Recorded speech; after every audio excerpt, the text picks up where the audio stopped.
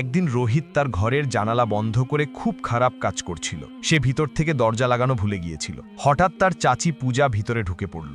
এখন রোহিত কিভাবে তার চাচিকে নিজের জালে ফাঁসালো? তার আচরণের ধারটাই এমন যা মুহূর্তেই কোনো মহিলার অহংকার ভেঙে দিতে পারে। পূজা চাচি যেই মুহূর্তে ভিতরে ঢুকলো, রোহিতকে এমন কাজ করতে দেখে অবাক হয়ে গেল। যখন সে বাইরে এলো তখন তার চাচি বলল, রোহিত, ভিতরে কি করছিলে? রোহিত বলল, চাচি, আপনি তো সবকিছুই জানেন, এখন আমার মুখ থেকে কি শুনতে চান? তখন পূজা বলল, সেটা তো ঠিক আছে, কিন্তু আমাকে দেখে একটু লজ্জা করতেই পারতে। তখন সে বলল, আমি কি জানতাম আপনিও সেই সময় রুমে ঢুকবেন? তাছাড়া আমি তো কিছু ভুল করিনি। তখন পূজা বলল, সেটা না, হয়তো তুমি জানো না, কোনো মেয়ে কোনো ছেলেকে এসব করতে দেখে বেরিয়ে যাবে না। রোহিত বলল, তো চাচি, আপনিও তো করতে পারেন। পূজা বলল, করতে পারি, কিন্তু তোর চাচা থাকলে তো করব, তাই না? রোহিত বলল, তাহলে চাচি, আমি তোমাকে সাহায্য করব, আমার কাছে চলে এসো। পূজা রাগ করে বলল, বেশি কথা বলে আমার মাথা খারাপ করো না, নাহলে সবকিছু তোমার চাচাকে বলে দেব। ওরে চাচি, আমি তো ওসব কাজ করতে পারি। তখনই পূজা রেগে বলল, তোমার তো মাথা খারাপ হয়ে গেছে। পূজা আরো কিছু বলার আগেই রোহিত তাড়াতাড়ি সেখান থেকে পালিয়ে গেল। কিন্তু পূজা খুবই সুন্দরী ছিল, তাছাড়া সে চাচিকে চোখ আটকে রেখে তাকাতেই ছিল।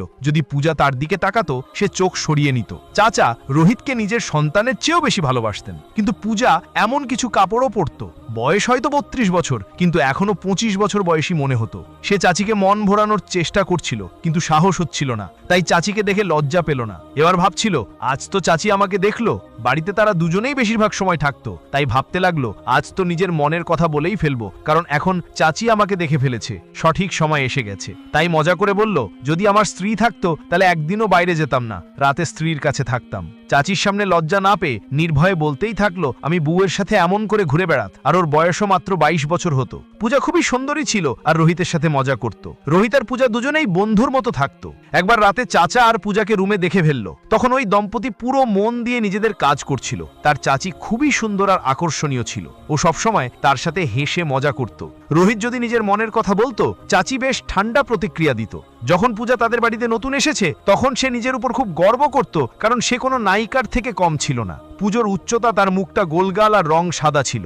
যখনই সে রোহিতকে দেখত, পুজোর চোখগুলো তার বুকের পেছনে ঢুকে যেত। কিন্তু প্রথমে সে চাচির সঙ্গে কথা বলার কোনো কারণ খুঁজে বেড়াতো, তবে চাচি তার মুখেও পাত্তা দিত না। তখন থেকেই সে বুঝতে পারছিল, পুজোর মধ্যে একটা অহংকার আছে তার সৌন্দর্যের।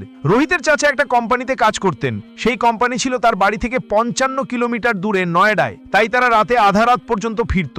কখনো কখনো তো তারা বাড়ি আসতে আবার আসতো না, আর কাজ বেশি হলে অনেক দিন পর্যন্ত সে ওখানেই নয়টাতেই থেকে যেত। যখন চাচা বাড়ি আসতেন না, তখন পূজা তার ঘরে একাই থাকতো।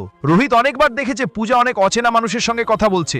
রোহিত দেখলেই ভাবতো, চাচা তো মাঝরাতে বাড়ি ফেরেন, তাই হয়তো পূজার মন পছন্দটা পূর্ণ হয় না, কারণ চাচার যত দরকার ছিল তিনি তত সময় দিতে পারছেন না। এই কথা রোহিত ভালো করে বুঝে গিয়েছে। একদিন সকালে রোহিত দেখলো পূজা খুবই মন খারাপ করে আছে। তখন রোহিত জিজ্ঞেস করলো, চাচি, কি হয়েছে, তোমার এত মন খারাপ কেন? তখনই পূজা বলল, আমার এখন মাথা ভালো লাগছে না। তারপর রোহিত পূজার জন্য চা বানালো আর ওষুধ আনতে মেডিকেল থেকে ওষুধ নিয়ে এলো। ওষুধ খেয়ে পূজা নিজের ঘরে চলে গেল। কিছুক্ষণ পর সে পূজার খারাপ অবস্থা জানতে তার ঘরে গেল। তখন পূজার জ্বর নিয়ে অনেক কষ্ট করছিল, অনেক জ্বর ছিল। তখন সে বলল, চাচি, আজ চাচা বাড়ি আসবেন নাকি? তখন তার চাচি বলল, তোমার চাচা তো অনেক দিন আসবেন না।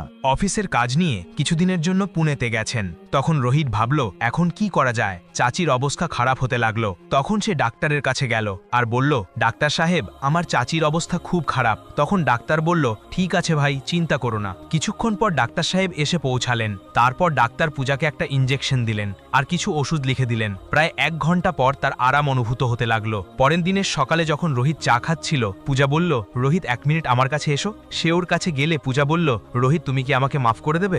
রোহিত জিজ্ঞেস করলো, কি জন্য?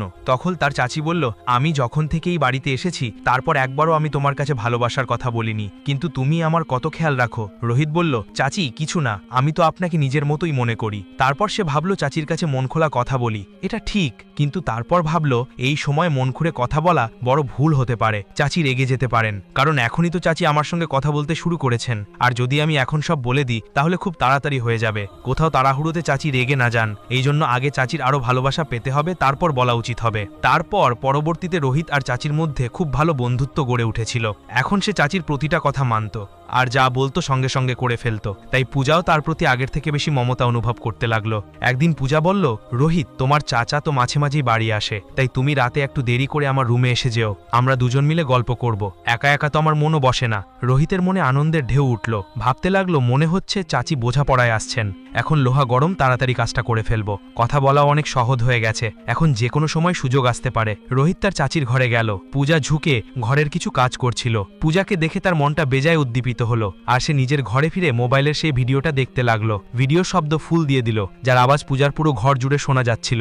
সে বাইরের দিকে মুখ করে বসেছিল, ঘরের দরজার দিকে বাইরে কেউ আসলে বুঝতে পারত, কিন্তু রোহিত তখন মজায় ভিডিও দেখছিল। তার উদ্দেশ্য কিছুই আলাদা ছিল, আর সে শব্দের মজা নিচ্ছিল। তারপর ওর কিছুই বুঝে উঠল না যে তার চাচি কবে ঘরে এসে পড়লো। আর তারপর পূজাও পেছন থেকে এসে ওই ভিডিওটা দেখতে লাগলো, কিন্তু রোহিত তো একদম বুঝতেই পারলো না। তারপর পূজা হালকা একটা কাশি দিল, আর সে ভিডিও থেকে চোখ সরিয়ে দেখলো তার পেছনে চাচি দাঁড়িয়ে দাঁড়িয়ে হেসে চলেছে। তারপর সে তড়িঘড়ি মোবাইলটা বন্ধ করলো আর একদম ডরানোর ভান করতে লাগলো। পূজা তার কান ধরে বলল, এখন কেন বন্ধ করছো? এখন তো ভয় পাচ্ছ।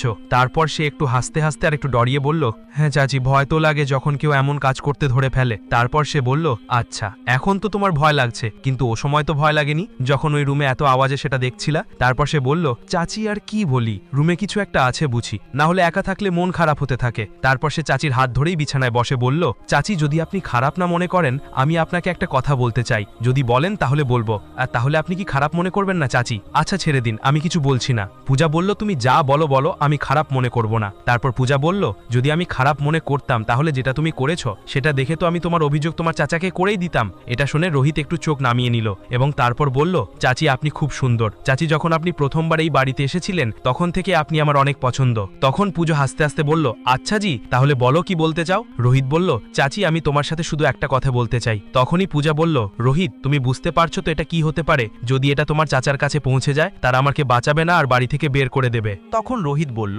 চাচি, আমরা তো এক পরিবার, মানুষের চোখে পড়ে কাজ করব না। তারপর পূজা বলল, তুমি আমার প্রতি ভালোবাসার অবৈধ সুবিধা নেবে না, আমি তোমার সাথে এসব কিছু করতে পারবো না। রোহিত বলল, চাচি, আমি তোমাকে বাধা করছি, এই ব্যাপারটা আমরা দুজন ছাড়া বাড়ির আর কেউ জানাবে না।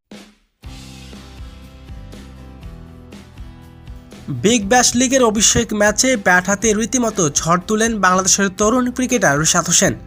হবার্ট হ্যারিকেন্সের হয়ে প্রথম ম্যাচেই মাঠে নেমে 30 বলে ঝলমলে 65 রানের ব্যাটিং টার্ন অফ দেখালেন তিনি। তার এই বিধ্বংসী ইনিংসে ছিল 5টি ছক্কা এবং 2টি চার। তবে ব্যাট হাতে রীতিমতো চোখ ধাঁধানো পারফরমেন্স করেছেন অভিষেক ম্যাচেই। দর্শক, সবের বিস্তারিত থাকছে ভিডিওর প্রতিবেদনে। এদিন হবার্ট হ্যারিকেন্সের প্রতিপক্ষ ছিলেন সিন্দিনিয়া থান্ডার্স। প্রথমে তারা ব্যাটিং করতে নামেন। নির্ধারিত 20 ওভার শেষে 8 উইকেট হারিয়ে 180 রান সংগ্রহ করেন থান্ডার্স।